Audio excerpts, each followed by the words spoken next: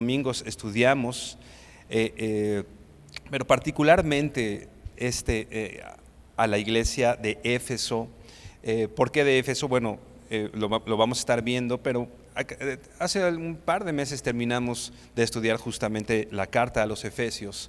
Así que bueno, va muy bien con el contexto de todo lo que aprendimos en esta clase, en estas clases, en estos estudios, y que hoy podamos de alguna manera poderlo comparar o hacer un análisis con respecto a lo que se le está ahora diciendo a esta iglesia en Éfeso. Vamos a leer Apocalipsis 2, versículo 1, dice así: escribe al ángel de la iglesia en Éfeso, el que tiene las 7 estrellas en su diestra, el que anda en medio de los 7 candeleros de oro, dice esto: yo conozco tus obras y tu arduo trabajo y paciencia, y que no puedes soportar a los malos, y has probado a los que dicen ser apóstoles y no lo son, y los has hallado mentirosos, y has sufrido, y has tenido paciencia, y has trabajado arduamente por amor de mi nombre, y no has desmayado. Pero tengo contra ti que has dejado tu primer amor. Recuerda, por tanto, de dónde has caído y arrepiéntete y haz las primeras obras, pues si no, vendré pronto a ti y quitaré tu candelero de su lugar si no te hubieres arrepentido. Por favor, inclina tu rostro y vamos a orar. Señor, esta noche te pedimos que hables a nuestro corazón. Esta noche venimos delante de ti, Señor, sabiendo que te necesitamos, que necesitamos escuchar tu voz, necesitamos tu palabra en medio de nosotros, necesitamos ser vivificados, Señor, a través de ella y cumplir el propósito que como hijos tuyos, que como iglesia tenemos, Padre. Enséñanos, Señor, a vivir en amor, enamorados de ti, Señor, y que ese amor sea evidente, Señor, también en nuestro amor por los demás, en nuestro amor por nuestros hermanos, Señor. Te honramos, te bendecimos y damos gracias en el nombre de Jesús. Amén. Versículo 1, ya lo leíamos. Escribe al ángel de la iglesia en Éfeso, el que tiene las 7 estrellas en su diestra, que anda en medio de los 7 candeleros de oro, dice esto. Es importante que consideremos esto. Esta palabra ángel, ¿no? Muchas veces viene a nuestra memoria o pensamos en ángel, pues alguien con alitas y que de pronto se presenta, etcétera. Pero no, un ángel literalmente es un mensajero, alguien que lleva un mensaje importante. Un pastor, por ejemplo, un pastor en medio de la iglesia, que es el que trae el mensaje del Señor ante la iglesia. Entonces podemos pensar o es claro que podemos ver aquí que no necesariamente es un ángel o un ser angelical que viene a dar este mensaje, sino más bien es un mensaje dado a través del liderazgo, a través de los pastores, a través de un mensajero. Este mensaje importante, en este caso vamos a decir un tanto grave, que es lo que se está viendo, que ya leíamos y que vamos a estar estudiando. Entonces se le da un mensaje a este pastor, a este mensajero en la iglesia de Éfeso. La iglesia de Éfeso, o la ciudad de Éfeso, era una gran ciudad muy famosa en el mundo antiguo, muy poderosa económicamente, religiosamente. Ahí convergían muchas religiones, creencias de muchos tipos, y era un centro económico, un centro de negocios, vamos a decir. Mucha gente iba justamente a hacer su residencia ahí para hacer negocios, etcétera. Era vamos a decir, en ese sentido era una ciudad próspera, ¿no? Económicamente, religiosamente, etcétera. Era como el centro de la región, al menos, ¿no? Ahí se encontraba el templo Artemisa, o este templo conocido, tal vez mejor conocido como el templo de Diana de los Efesios, que hasta hoy, no sé si te sigue estudiando en las escuelas, pero es una de las 7 maravillas del mundo. Si tú recuerdas, cuando estudiaste en la escuela, las 7 maravillas del mundo, pues una de esas maravillas del mundo, imagínate qué tan importante era esta ciudad, que una de esas grandes maravillas del mundo antiguo justamente estaba en Éfeso. Si tú puedes recordar si traes a la memoria un poco tus lecciones en la primaria, era como una plancha grande con muchas columnas, ¿no? Donde venía mucha gente y se daba culto justamente a Artemisa o Diana de los Efesios, ¿no? Era precisamente por eso, era un lugar donde bueno, a esta diosa se le conocía también como la diosa de la fertilidad. Entonces mucha gente justamente llegaba a este templo y se daba mucho la prostitución, mucho la inmoralidad sexual, etcétera. Entonces estaba lleno de pecado, etcétera. Al haber mucho dinero, estas cuestiones religiosas daban mucho pie a esta situación, ¿no? Ahí también estaba establecida la casa del gobernador, era, repito, como la capital de esa región, era algo importante. Entonces, de alguna manera la iglesia en Éfeso luchaba con todo eso, ¿no? Luchaba con todas esas creencias, luchaba con la persecución a la cual la iglesia se podía enfrentar al tener todo esto, el pecado, etcétera.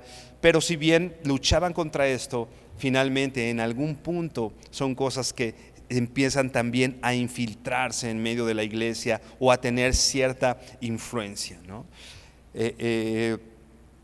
A esta iglesia en Éfeso, puesta en esta ciudad, era una iglesia también famosa, una iglesia a la que sin duda nunca le faltó, vamos a decir, doctrina, palabra, pastores. Había gente en la iglesia de Éfeso que les enseñaba, ¿no?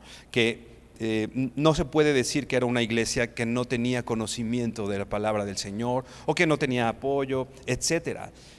Podemos considerar, por ejemplo, hay una carta del apóstol Pablo dirigida, aquella que ya estudiamos, que decíamos, una carta específica dirigida a ellos, ¿no? Que no solamente es un escrito, no solamente es una carta, sino algunos teólogos la describen como todo un tratado teológico o doctrinal por todo lo que conlleva esta carta a los Efesios, la profundidad, toda la enseñanza que contiene. Imagínate, el apóstol Pablo le escribe a esta carta, a esta iglesia en Éfeso. No podían decir, repito, que no tenían enseñanza, ¿no?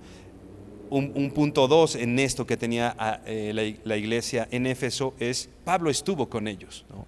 En Hechos 18 narra que el apóstol Pablo pasó por ahí y ellos le rogaban que se quedase ahí, ¿no? Quédate con nosotros, quédate con nosotros. Y si bien en ese momento el apóstol Pablo no se quedó, él se fue, pero más bien después regresó a Éfeso y estuvo y se quedó con ellos 2 años, enseñándoles, ministrándoles, predicándoles la palabra de Dios. Incluso el mismo apóstol Pablo, cuando se despide de ellos, o en un momento que se despide de ellos, les dice, estoy limpio de su sangre porque no he rehuido anunciarles todo el consejo de Dios.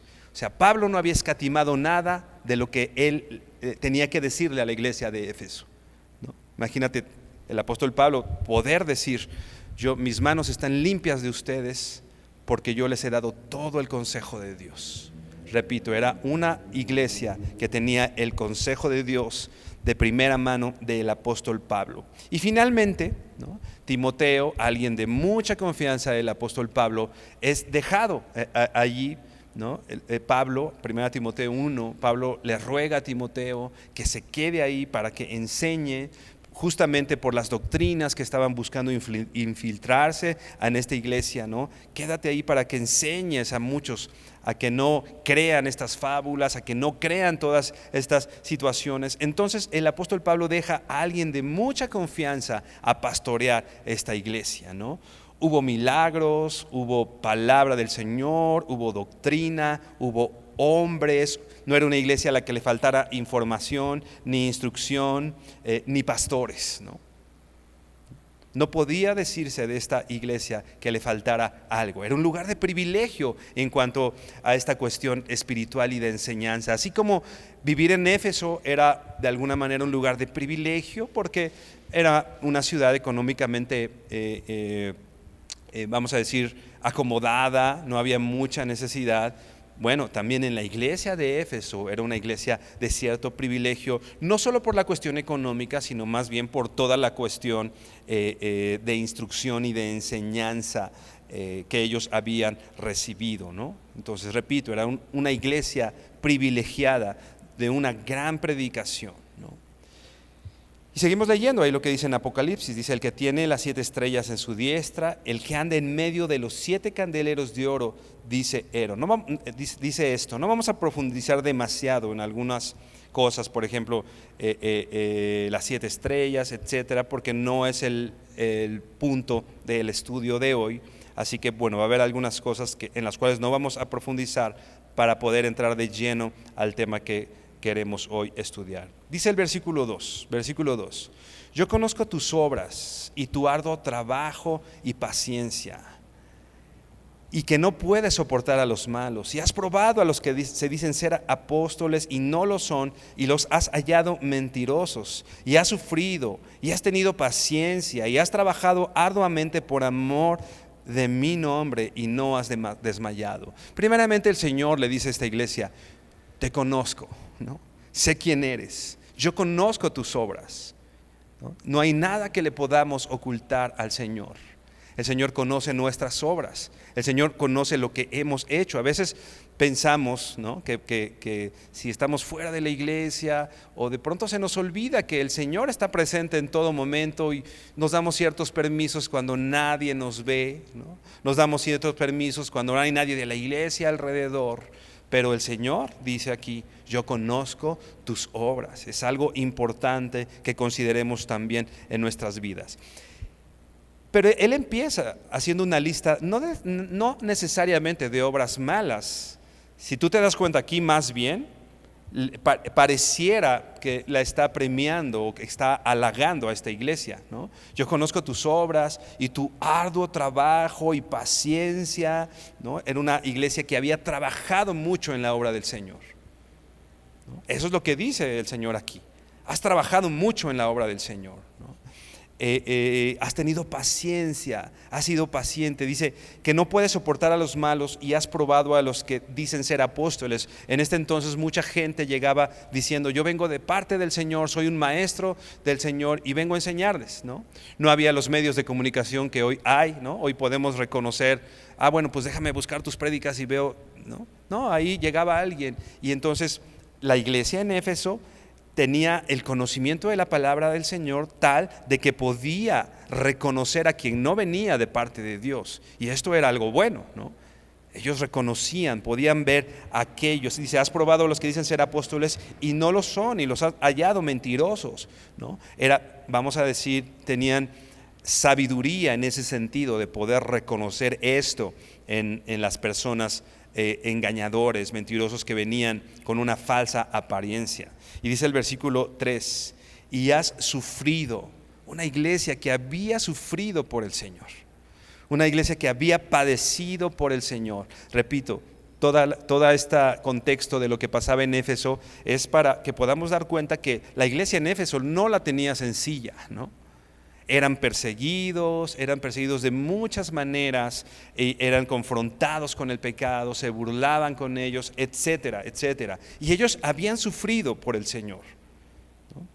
Es importante, nota todo lo que la Biblia dice que esta iglesia había hecho, o todas las obras que esta iglesia tenía. Y has sufrido, y has tenido paciencia, ¿no? Repite, hace énfasis en esto de la paciencia. Al principio decía tu trabajo y paciencia, y aquí dice: has sufrido y has sido paciente y has trabajado arduamente. Hay un gran trabajo, que es un trabajo arduo, ese trabajo que te cansa, ¿no? Ese trabajo que vas y vas, ¿no?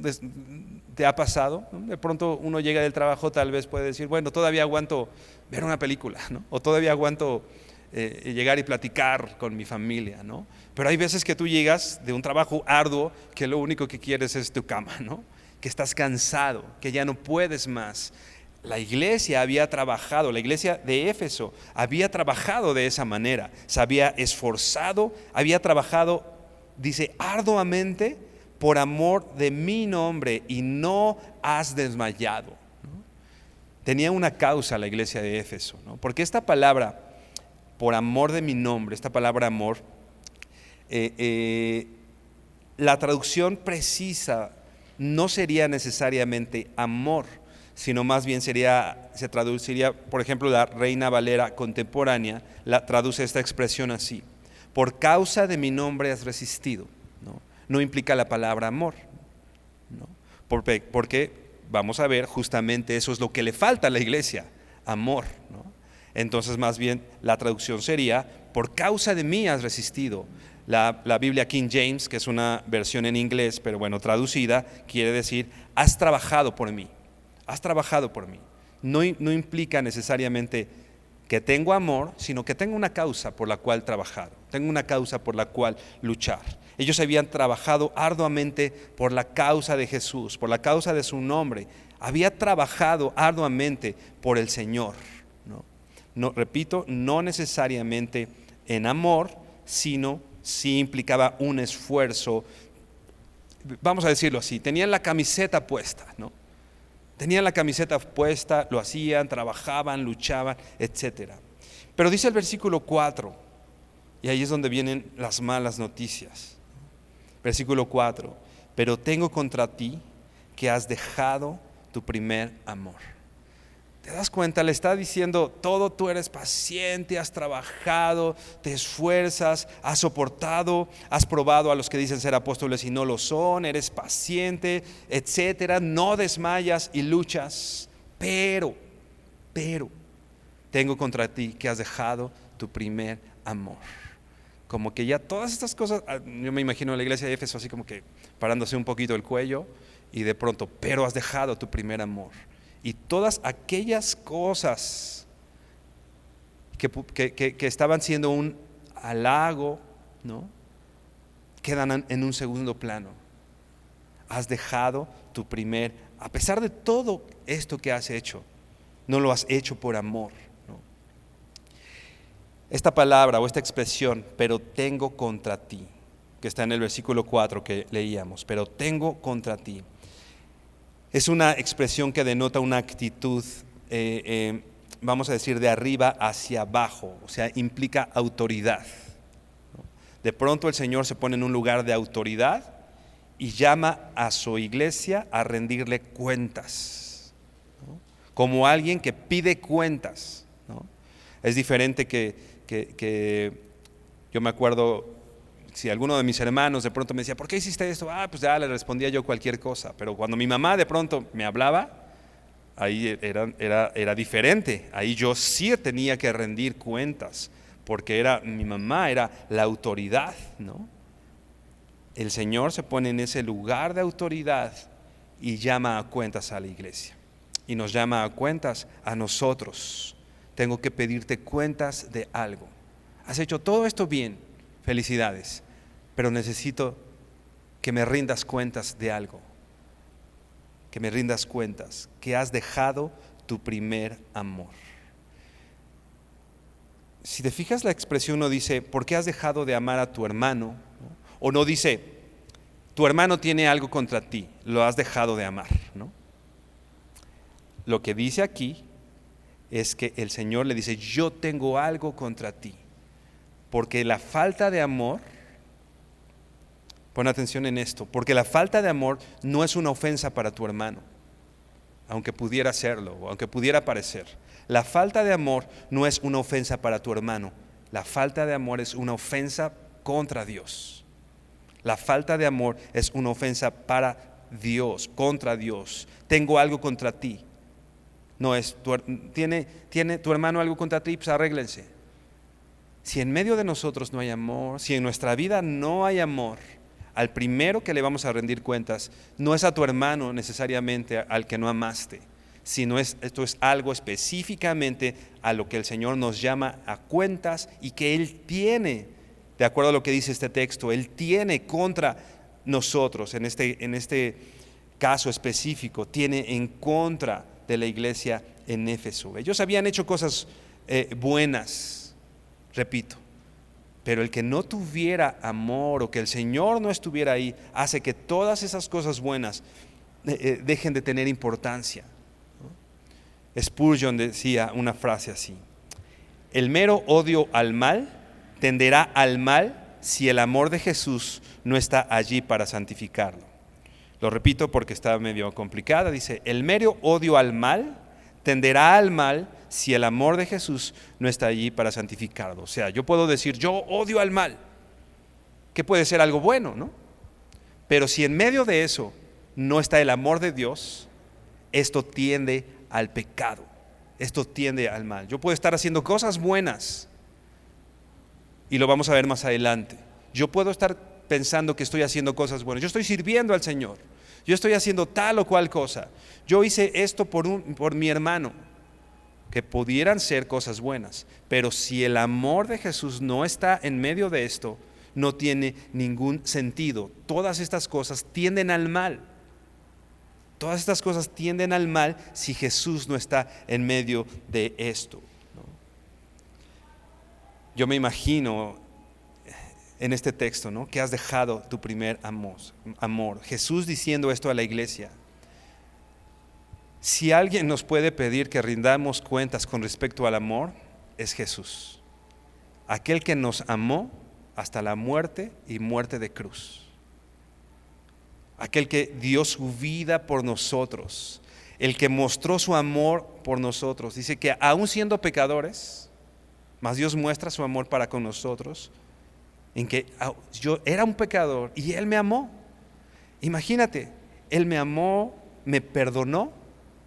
Entonces, Él espera que nosotros amemos. Pero de pronto, Él nos ama. ¿Te acuerdas de aquel deudor, no?, que se le perdona una gran deuda impagable? Y le dicen, ok, no te preocupes, te perdono la deuda. Pero él llega y alguien que le debía cualquier cosa lo mete a la cárcel. ¿Qué hace el Señor? Llega y dice, ¿cómo crees? Yo te perdoné todo esto que era impagable y tú no puedes hacer esto por tu hermano, ¿no? Imagínate el Señor diciéndote, yo te amé hasta la muerte. Yo te amé hasta la muerte. Y tú no eres capaz de amar a tu hermano, de perdonar a tu hermano, ¿no? Es importante que pensemos quién está dando este mensaje. El Señor nos dice, ¿dónde está el amor? En medio de la iglesia, ¿dónde está? No vamos a decir en medio de la iglesia, vamos a hacerlo personal, ¿no? Porque la verdad es que algo que recurrentemente pasa en todas las iglesias es que mucha gente dice o decimos, es que hay falta de amor en la iglesia, ¿no? Y somos muy observadores en cuanto a los demás no están amando, ¿no? Pero debemos tener claro esto: si falta amor en medio de la iglesia, no es responsabilidad solo de los demás, sino tomemos también nuestra responsabilidad, ¿no? Quizá no hay amor en medio de la iglesia porque yo mismo no he amado a mis hermanos, ¿no? O sea, volteemos hacia nosotros. Ok, no hay amor en medio de la iglesia, pero tal vez la razón es porque tú no lo has hecho, ¿no? Porque nosotros no hemos sido proactivos amando, mostrando el amor que el Señor nos ha dado a nosotros, ¿no? Y dice ahí el versículo 4, que has dejado tu primer amor. A veces decimos este texto de memoria o lo repetimos pensando o diciendo, has perdido tu primer amor, ¿no? Pero si te das cuenta, aquí no dice has perdido, ¿no? Así como que, chispas, ¿dónde se quedó?, ¿no? Yo no puedo recriminar o sería la recriminación mucho menor si una de mis hijas pierde algo. ¿Dónde está tal cosa? Ay, no sé dónde lo dejé. A que si voluntariamente va y lo desecha, ¿no? Son cosas diferentes. Esta palabra, has dejado tu primer amor, tiene una diferencia a has perdido, ¿no? Si yo lo perdí, no sé ni dónde lo dejé y no sé dónde encontrarlo. Pero si yo lo dejé, es que voluntariamente lo dejé en un lado, ¿no? Sé dónde está, pero nada más no quiero vivir en medio de esto. El uso bíblico de esta palabra quiere decir, o de esta expresión has dejado, quiere decir o es apartarse. Esto es voluntariamente, te has apartado, repito, voluntariamente. Irse dejando atrás algo, dejar morir. Es diferente a haber perdido, ¿no? Yo puedo tener una plantita en mi casa Y bueno, no sé cómo alguien puede perder una planta, pero pues perderla y de pronto, ¿dónde está la planta? Chispas, preocuparme, ¿dónde está?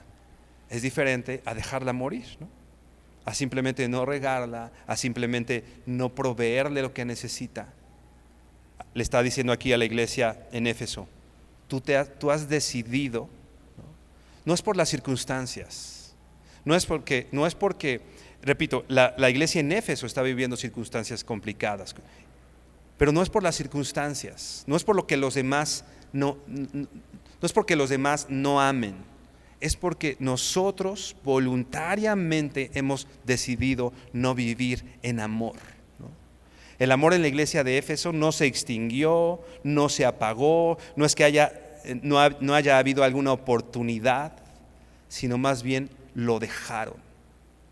El amor en la iglesia no es que se extinga, no es que se apague, no es que se termine, no es que no tengas o no tengamos una oportunidad de amar, más bien somos indiferentes. Más bien hemos decidido dejar de amar. Por la razón que sea, a lo mejor podemos decir, pues es que estoy lastimado. La razón que sea, hoy no es el punto es que la iglesia en Éfeso, que la iglesia y en nuestra condición humana es algo fácil de hacer, ¿no? Decidir dejar de amar, decidir dejarlo a un lado, ¿no? Incluso la Biblia dice, las muchas aguas no podrán apagar el amor. Por eso te digo, no se trata de las circunstancias, porque si en verdad hay amor, las muchas aguas no pueden apagar, más bien es una decisión. El amor no se apaga por las circunstancias, el amor se termina como una decisión. Dice también Spurgeon, una iglesia no tiene razón para ser una iglesia cuando no tiene amor en su corazón o cuando este amor se enfría. Ningún peligro puede ser mayor que este. Pierde el amor, lo has perdido todo. Y era lo que le pasaba a la iglesia en Éfeso. Por eso hacer el énfasis, luchaba, trabajaba, se esforzaba, se levantaba temprano para servir al Señor, ¿no? Veía, ese es un falso profeta, no está predicando, reconocía bien la doctrina, ¿no? Fácil para distinguir en los demás, ¿no? Pero sin amor. Ve por favor la primera carta a los Corintios 13. Primera a los Corintios 13, te voy a leer la Nueva Traducción Viviente.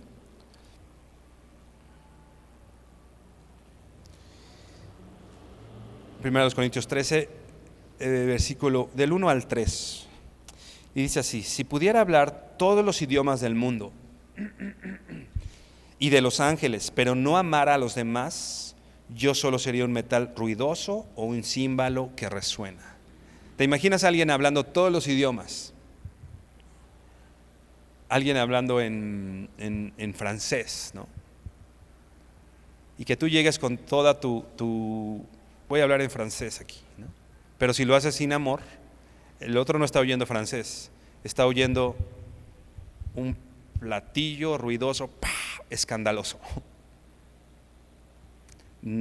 Lo que nosotros consideramos bueno, sin amor, es solo ruido, ¿no? ¿Vas a decirle algo a tu hermano? Sin amor, es solo ruido, es solamente ruido. Una vez mi mamá yo fui a pedirle un consejo y le dije, oye, tal persona está haciendo esto contra mí, y yo quiero ir a decirle, ¿no? Quiero ir a decirle sus verdades, ¿no? Y mi mamá nada más me veía y me dice, está bien, si quieres, pero me dice, la Biblia dice, no hagas nada por contienda o por vanagloria. Ok, hay contienda y vanagloria en lo que le vas a decir, y ahí, bueno, empecé a meter el freno de mano, ¿no? Y después me dice, ¿y es por amor? Porque si no es por amor, mejor no hagas nada. Decidí no hacer nada. Decidí mejor no actuar, porque si yo llegaba actuaba con la bandera de la verdad, pero es solo ruido, porque si no hay amor, eso es solo ruido, nada más ruido. Versículo 2, 1 Corintios 13. Si tuviera el don de profecía y entendiera todos los planes secretos de Dios y contara todo el contenido, y si tuviera una fe que me hiciera capaz de mover montañas, pero no amara a otros, yo no sería nada. Y empieza a hablar otra vez de cosas buenas, como la iglesia de Éfeso, donde profecía, o sea, alguien que habla de parte de Dios y alguien que entiende todos los planes secretos de Dios. ¿Te imaginas esto? Esto está padrísimo, ¿no? Entender profecía, entender los planes secretos de Dios y contara con todo el conocimiento, ¿no? Alguien bien inteligente, ¿no? Si tuviera una fe, imagínate esto, si tuviera una fe que me hiciera capaz de mover las montañas, ¿no? Que mi fe, imagínate tal cual, ¿no? Mover las montañas, ¿no? Pero no amara a otros, yo no sería nada. Iglesia de Éfeso, luchas, trabajas, te esfuerzas, pero no hay amor.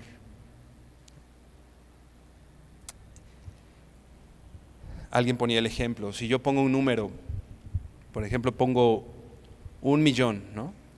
Número 1, 0, 0, 0 y 6 ceros, ¿no? Y le puedo aumentar ceros, ¿no? Todas estas obras, hablar idiomas, el don de profecía, etcétera, todo lo de lo que hemos hablado, cosas buenas, son los ceros. Pero si yo a esa cifra 1,000,000 le quito el número 1, por más que sume ceros, es nada, nada soy. El número 1 es el amor.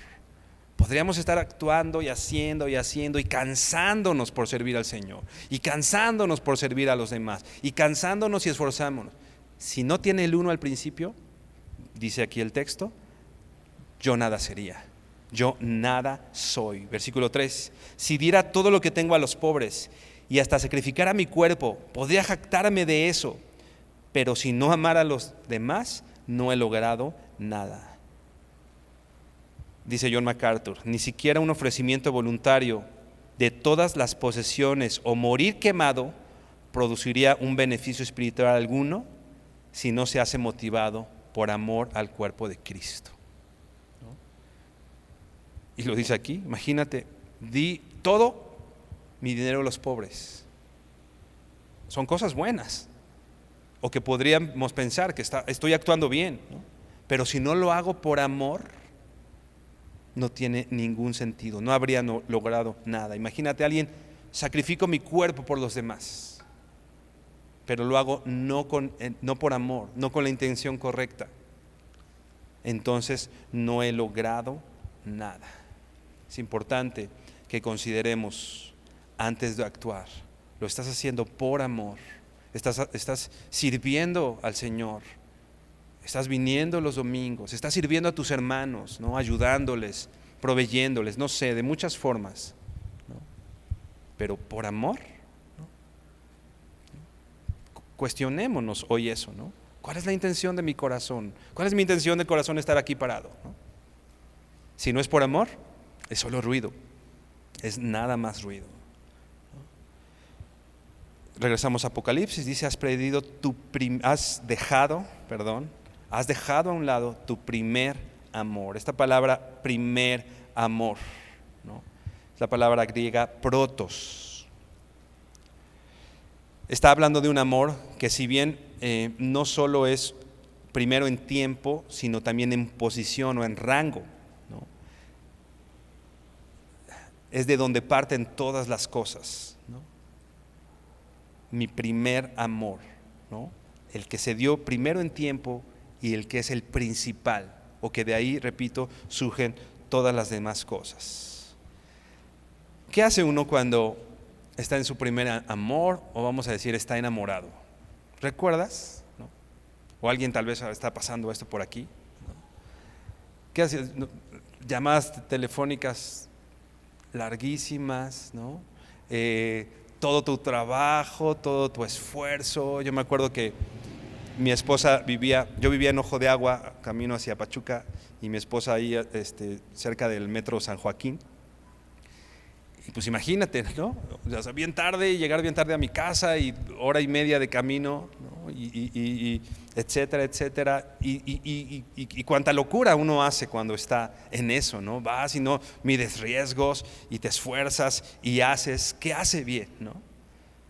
Y si bien el amor puede madurar, ¿no? El amor madura, no está en el mismo punto el amor de hace 20 años que el amor de hoy. Madura, pero no cambia de posición, ¿no? Quizá no tiene el carácter del principio, pero no ha dejado de ser importante. Quizá no hace esas locuras, pero sigue estando en el mismo lugar, sigue siendo lo principal. El amor madura, pero el problema es cuando cambia de posición, cuando ya no es importante.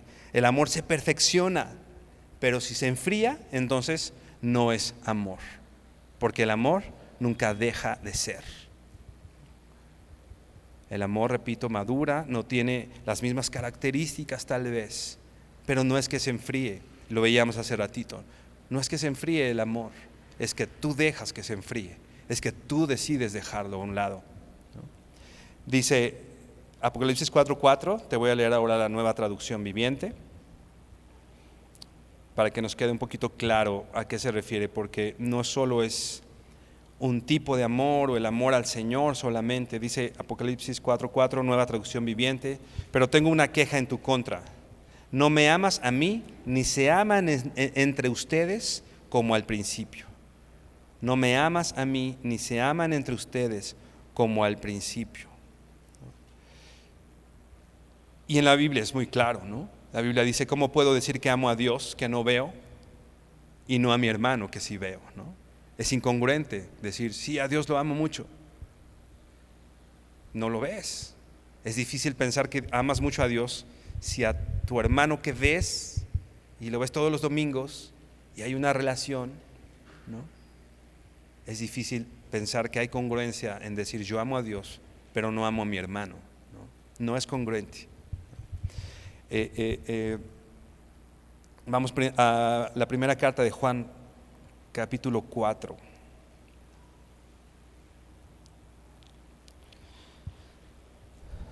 Si hemos experimentado el amor de Dios, necesariamente esto debería afectar de una manera positiva nuestro amor hacia los demás, nuestro amor hacia la iglesia. Si hemos recibido el amor de Dios, necesariamente en mi vida, en nuestra vida debe haber algo que refleje que hemos recibido el amor de Dios. 1 Juan 4, versículo 7 dice así: Amados, amémonos unos a otros porque el amor es de Dios. Todo aquel que ama es nacido de Dios y conoce a Dios. El que no ama no ha conocido a Dios, porque Dios es amor. Si nosotros no amamos, tenemos un problema. El problema principal no es ese. El problema principal entonces es que no conoces a Dios. Ese amor que va en contra de las circunstancias. Ese amor que cuando yo no era alguien digno de amor, el Señor a mí me amó. Muchas veces nosotros estamos buscando a la gente digna de amar, ¿no? A Él sí porque Él es bien buena onda, ¿no? Él sí porque, ¿no? Y nos ponemos como ejecutores del juicio, ¿no? Pero no, amémonos unos a otros porque el amor es de Dios. Todo aquel que ama es nacido de Dios y conoce a Dios. El que no ama no ha conocido a Dios, porque Dios es amor. Dice el versículo 12: Nadie ha visto jamás a Dios. Si nos amamos unos a otros, Dios permanece en nosotros y su amor se ha perfeccionado en nosotros. Nadie ha visto a Dios jamás, ¿no?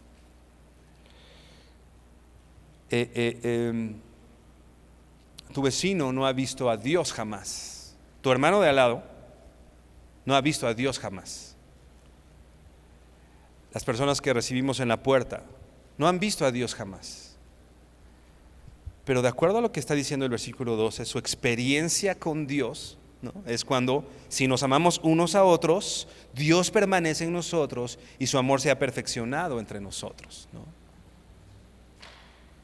¿Cómo sabemos que conocemos a Dios? En el amor que tenemos para los demás. ¿Cómo la gente va a tener una experiencia cercana a Dios o conocer el amor de Dios? Es a través de ti, hermano. Es a través de mí, hermano. Es a través de cómo nosotros actuamos, tratamos, ¿no? Y algo importante que te pido notes, puedas notar en estos textos, es que cuando Dios nos hace saber que nos ama, ¿no?, dice, el amor es de Dios, ¿no? El amor es nacido de Dios, etcétera. Nadie ha visto si nos amamos unos a otros, etcétera. Dios permanece en nosotros. Está hablando del amor de Dios, ¿no? Pero siempre que habla del amor de Dios la Biblia, no solo es informativo, ¿no? No solo es para que sepamos que Dios nos ama, porque en realidad Dios muestra su amor para con nosotros, ¿no? Dios mostró su amor para con nosotros en que siendo pecadores Cristo murió por nosotros, ¿no? Más bien, cuando Dios nos habla de su amor, esto implica, ¿no?, nuestra responsabilidad de amar. Yo te he amado, entonces tú debes amar, ¿no? Cuando Dios nos hace saber que Él es amoroso, es para exigir de nosotros el ejercicio del amor, que nosotros amemos como Él nos ha amado. Dice el versículo 16, ahí primera carta de Juan. Te voy a leer estos en la Nueva Traducción Viviente, y dice así: nosotros sabemos cuánto nos ama Dios, ¿no? A nosotros los que hemos conocido a Dios tenemos bien claro que el Señor nos ama, ¿no? Y hemos puesto nuestra confianza en su amor. Dios es amor, y todos los que viven en amor viven en Dios y Dios vive en ellos. Y al vivir en Dios, nuestro amor crece hasta hacerse perfecto. Por lo tanto, no tendremos temor en el día del juicio, sino que podemos estar ante Dios con confianza, porque vivimos como vivió Jesús en este mundo, ¿no? Repito, cuando el Señor habla de su amor, también está hablando de nuestra responsabilidad de amar a los demás, ¿no? Y esta responsabilidad de que nuestro amor crezca y sea evidente para nuestros hermanos. Regresamos a Apocalipsis 2, versículo 5, que dice así: recuerda, por tanto, de dónde has caído, y arrepiéntete y haz las primeras obras, pues si no, vendré pronto a ti y quitaré tu candelero de su lugar si no te hubieses arrepentido.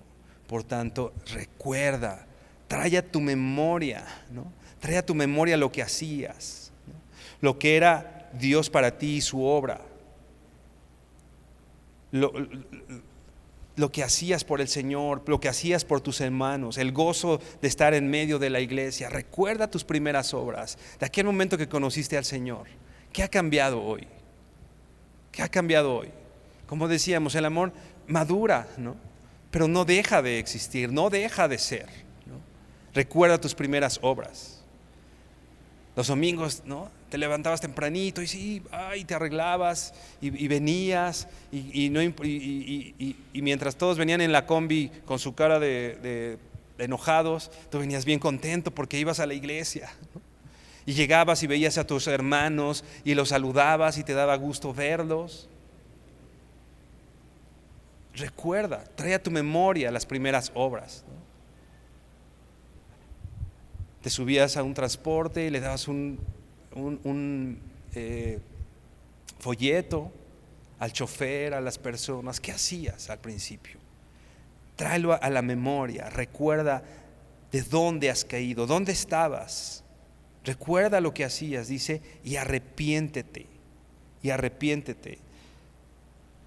Esta palabra arrepentirse no es un mandato a sentir pena, ¿no?, o a sentir remordimiento, o simplemente no es un mandato a sentir algo.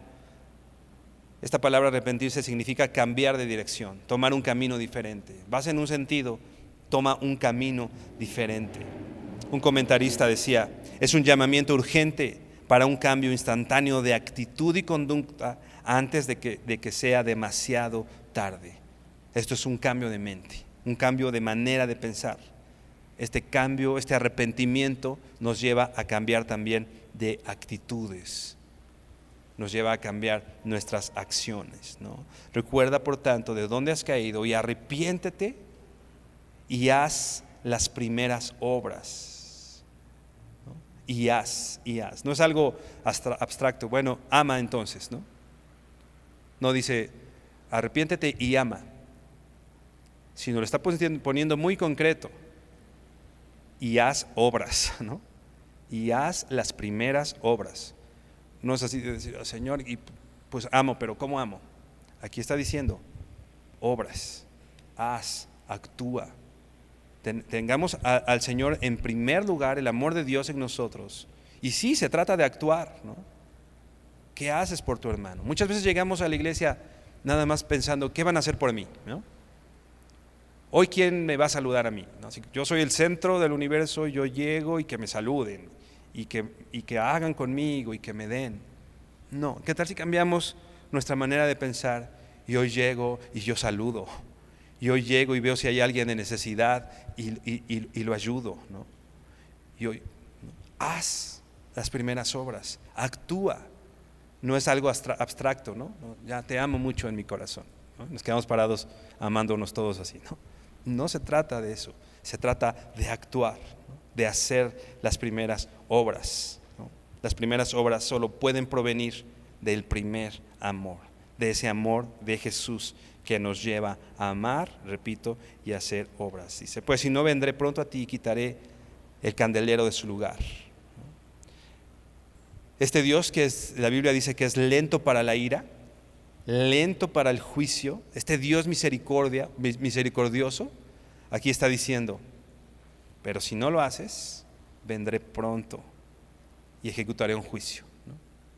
Y quitaré tu candelero de su lugar. Esta expresión, y quitaré tu candelero de su lugar, podríamos estudiar con mucha profundidad de qué se trata esto, del candelero, la luz, etcétera, ¿no? Pero de una manera sencilla y práctica, ¿no? El candelero es luz, la luz que ilumina a la iglesia y hace brillar a la iglesia, ¿no? Está la iglesia y es luz en medio de la sociedad en la que estamos. Pero si no somos luz, podemos seguir siendo iglesia, pero hemos perdido la luz, hemos perdido influencia. La gente no nos ve como tierra deseable, no tenemos un mensaje, solamente como que coexistimos, ¿no?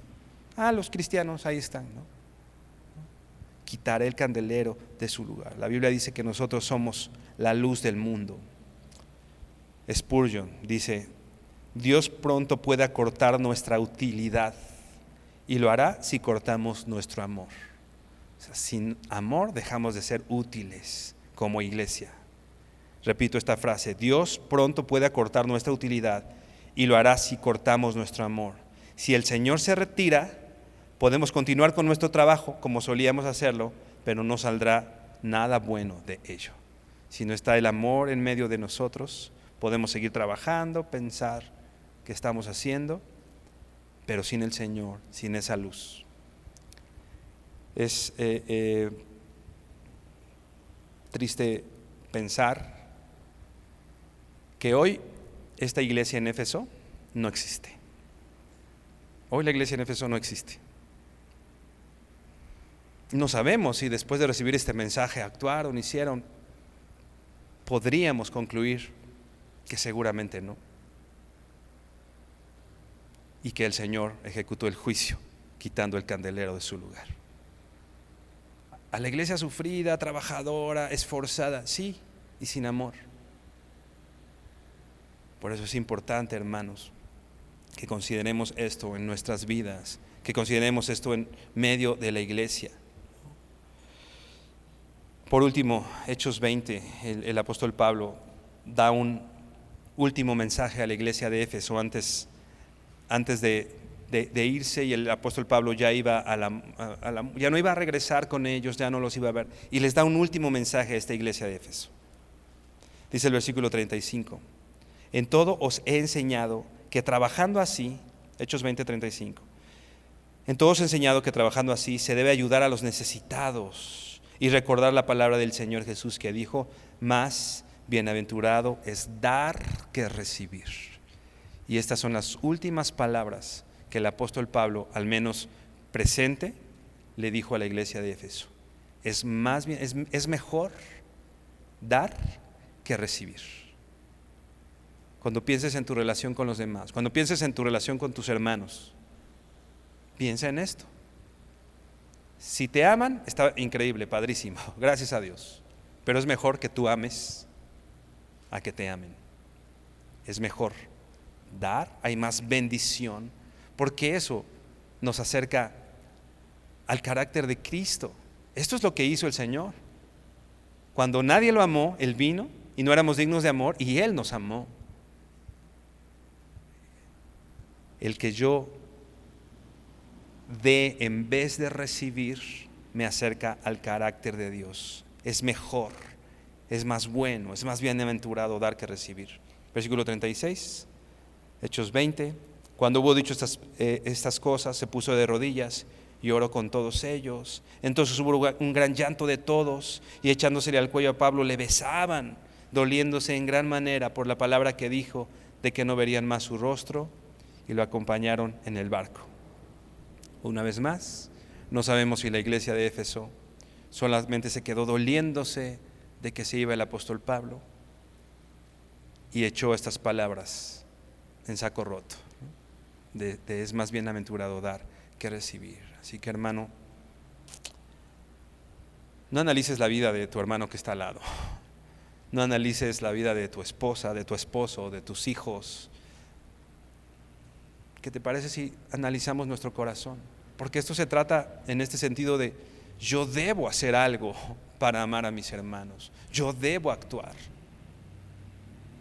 Dejemos que el Señor trate a los demás, trate su corazón y los lleve a donde Él quiera llevarlos, pero que a nosotros nos lleve a cumplir su voluntad en amor, amando a nuestros hermanos.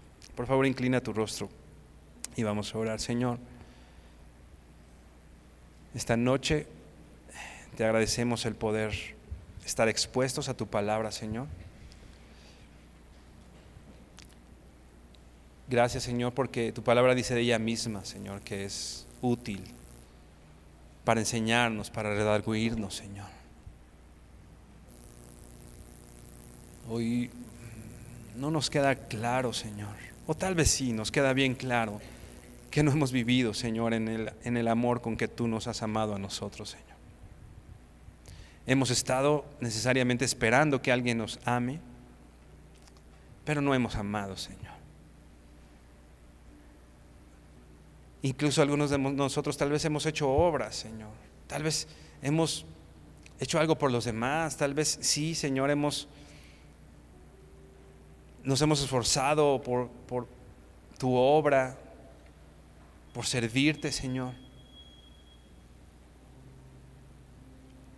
Pero sin la intención correcta, sin amor en nuestro corazón, Señor. Sin ese primer amor que nos llevaba a hacer las obras.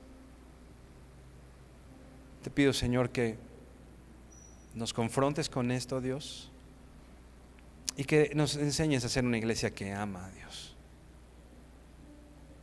Que nos enseñes a ser individuos, familias que aman a otras familias. Hombres, Señor, varones que aman a sus hermanos. Mujeres que aman, Señor, a sus hermanas y les sirven, Dios. Porque hemos visto, Señor, que podemos estar haciendo muchas cosas, pero si no hay amor en esto, de nada nos sirve. Nada de esto es útil, Señor. Nada aprovecha, Dios. Gracias, Señor, porque tenemos aquí lo principal, que es, Señor, tu presencia, que es, Señor, tu palabra. Y te pedimos, Señor, que esta palabra nos redarguya, Señor, y que esto, Señor, nos conceda el arrepentimiento, Señor, y que esto nos lleve a un cambio en nuestras vidas, Señor. Te bendecimos, Padre, te honramos, te glorificamos y damos gracias. En el nombre de tu Hijo Jesucristo. Amén. Hermano, buenas noches.